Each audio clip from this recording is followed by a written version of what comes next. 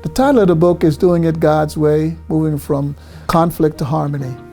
I have seen pain in ministry where people leave church in hurt. I've seen people frustrated with God because to Him they gave their heart and their soul to a church and they weren't respected when they had a different opinion. I've seen pastors too dominant, and so when people differ, they make it extremely difficult for that person to even do ministry.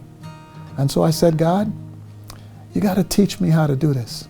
So I wrote the book trying to make sure that another church doesn't suffer. People, when things they don't agree, they tend to respond based on their past experiences, past convictions, sometimes their fears, their anxieties. And as a result of that, it's more about winning. It's not about how does God get the glory in it.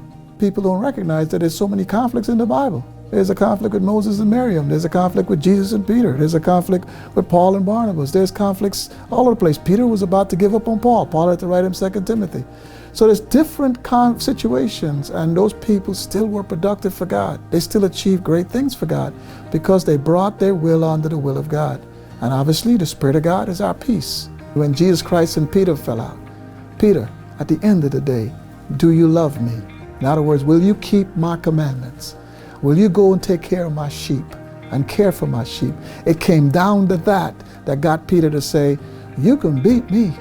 I'm going to do his will because I'm going to keep loving him.